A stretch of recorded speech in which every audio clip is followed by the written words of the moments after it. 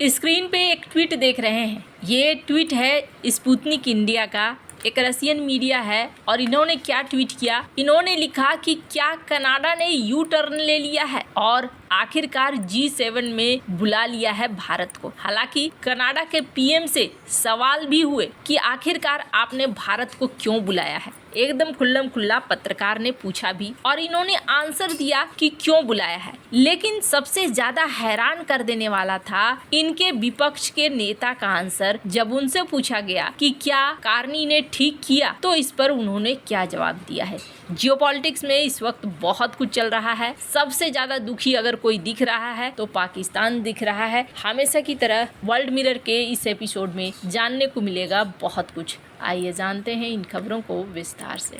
Screen पर एक बड़ा पुराना आर्टिकल देख रहे हैं। इस आर्टिकल में कौन दिख रहे हैं आपको? ख्वाजा आसिफ। ख्वाजा आसिफ कौन है? पाकिस्तान के ये रक्षा मंत्री। ये बराबर क्या करते हैं, भारत के ऊपर आरोप लगाते हैं कि भारत आतंक फैलाता है पाकिस्तान में, अमेरिका में, कनाडा में। यानी कनाडा को ये टारगेट मानकर चलते हैं। चूंकि यहाँ निज्जर हत्याकांड हुआ, इसके बाद जो है इनको बल मिल गया कि हाँ भाई कनाडा ने भारत के ऊपर आरोप लगाया है, चलो हम भी आरोप लगाते हैं। इसी तरीके से पन्नू का मामला अमेरिका में हुआ तो वहां पर भी इन्हें एक क्लू मिला कि चलो इसे भी हम आजमाते हैं और इसे भी फिर हम अपने प्रोपेगेंडा में शामिल कर लेते हैं। अब इनकी मीडिया में छपना शुरू हो गया G7 देश की मेजबानी कर रहा है कनाडा, और कनाडा ने इस बार भारत को नहीं बुलाया है। हाथों हाथ एक मीडिया से दूसरी मीडिया में बात फैलती चली गई और फिर भारत में भी ये राजनीतिक माहौल बन गया। पर इन सब का खंडन कर दिया पीएम मोदी के इस ट्वीट ने, जिसमें उन्होंने कहा कि मार्क जे कार्नी ने मुझे कॉल किया और कॉल करने के बाद उन्होंने मुझे न्योता दिया। और सबसे बड़ी बात ये कि पीएम मोदी के अगर इस ट्वीट को देखेंगे तो एक चीज समझ में आता है कि मार्क कार्नी यानी कि जो अभी नए पीएम हैं, उन्होंने खुद से फोन किया पर्सनली और पर्सनली फोन करके भारत के पीएम से बातचीत करी। पीएम मोदी ने उनके जीत के लिए उन्हें बधाइयां भी दी और उसके बाद उन्होंने G7 समिट में आने का न्योता दिया। अब यहाँ पर पीएम मोदी जाएंगे या नहीं जाएंगे? वैसे तो जो बात कह रहे हैं ये उससे लग रहा है कि ये जाएंगे। Look forward to our meeting at summit. और यहाँ पर जाने के बाद अब इनसे भी सवाल हो रहे हैं और कहीं ना कहीं कनाडा के पीएम से भी सवाल हो रहे हैं। कनाडा के पीएम से पूछा गया कि आपने आखिरकार न्योता क्यों दिया। अब जरा सुनिए, मैं चाहती हूँ कि इस वीडियो को आपने, ये भारत के लिए ना बहुत ही प्राउड मोमेंट है कि आखिरकार कनाडा को ये बात माननी पड़ रही है। So let's put the two aspects in context. First is we are in the role, Canada is in the role of the G7 chair, and in those discussions, as agreed with our G7 colleagues, include important discussions on energy security, on digital future, critical minerals, amongst others, and partnerships actually in building infrastructure in the emerging and developing world. There are certain countries that should be at the table for those discussions, and in my capacity as G7 chair, in consultation with others, some others, make those determinations. India, the fifth largest economy in the world, effectively the most populous country in the world, central to a number of those supply chains, at the heart of a number of those supply chains, so it makes sense.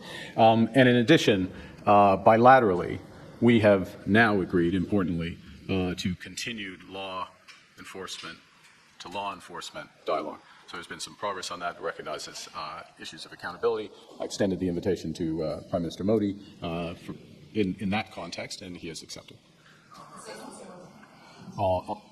Alors, il y a deux aspects de cette invitation. Premièrement, इस video में Canada के PM ने क्या कहा? Canada के PM ने कहा कि भारत अब एक ऐसा देश बन चुका है जिस देश का हमारे टेबल पर होना बहुत जरूरी हो गया है। यानी कि किस लहजे में ये कहना चाहते हैं? ये इस लहजे में कहना चाहते हैं कि भारत एक बढ़ती हुई बड़ी अर्थव्यवस्था है। आर्नी से सीधे सीधे पत्रकार ने पूछा कि निज्जर की हत्या के मामले में जब यहाँ पर विवाद चल रहा है तो आपने क्यों बुलाया? हालांकि निज्जर मामले को लेकर उन्होंने कहा कि एक कानूनी प्रक्रिया है जो वास्तव में कनाडा में चल रही है, काफी आगे बढ़ चुकी है और उन कानूनी प्रक्रियाओं पर टिप्पणी करना उचित नहीं है। अब यहाँ पर जो खालिस्तान समर्थक हैं, वो खालिस्तान समर्थक विरोध कर रहे हैं कि ये तो गलत है, आपको ऐसा नहीं करना चाहिए। लेकिन कनाडा के पीएम ने यहाँ साफ किया कि आखिरकार ये क्यों बुला रहे हैं। दूसरी तरफ सबसे बड़ी चीज ये है कि भारत की अर्थव्यवस्था बहुत ज्यादा मायने कर रही है। भारत अब चौथी अर्थव्यवस्था बन चुका है। G7 के और ब्रिक्स के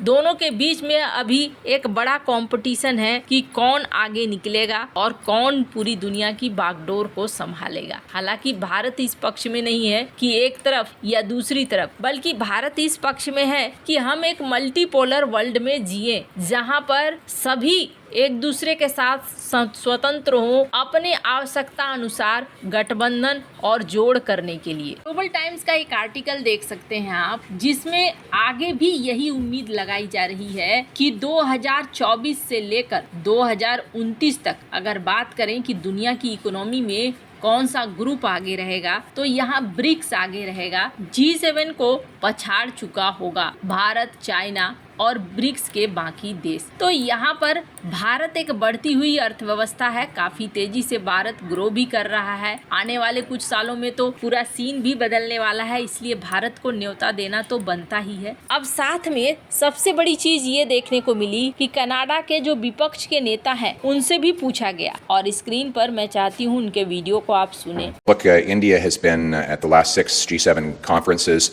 It's one of the biggest and fastest growing economies in the world.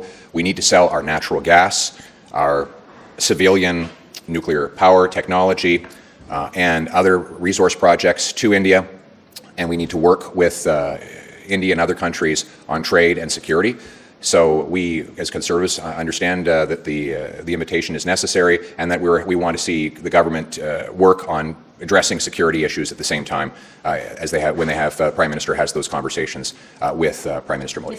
उन्होंने क्या कहा? उन्होंने कहा कि देखो, भारत ना एक बड़ी अर्थव्यवस्था है, 5वीं अर्थव्यवस्था है, और हमें यहाँ तेल, गैस वगैरह सब बेचना है, और हम इसे यूं ही नहीं छोड़ सकते हैं। भारत अब एक ऐसा देश बन गया है जो टेबल में जरूर होना चाहिए। अब G7 को लेकर जहां अलग अलग राय हो रही है, क्योंकि G7 को अगर ध्यान से देखें ना तो इन देशों की आपस में बन नहीं रही है। अब कनाडा अमेरिका की ही ले लें तो दोनों के बीच में टेंशन चल रहा है। कनाडा भारत के साथ टेंशन को अभी तक बरकरार रखे हुए है, पर माना जा रहा है कि मार्क कार्नी के इस न्योते के बाद कनाडा भारत के साथ संबंधों को सुधार सकता है, जिस तरीके से इन्होंने बयान दिया है। और अगर इकोनॉमी की बात करें ना तो इकोनॉमी में सबसे बड़ा बुद्धिमान वही होता है जो सब तरफ बैलेंस बनाकर चलता है। और इसका एक बहुत बड़ा उदाहरण देखिए आप, चाइना के भी कनाडा के साथ बहुत पंगे हैं। एक बार तो जस्टिन ट्रूडो को शी जिनपिंग ने सबके सामने डांटा था। स्क्रीन पर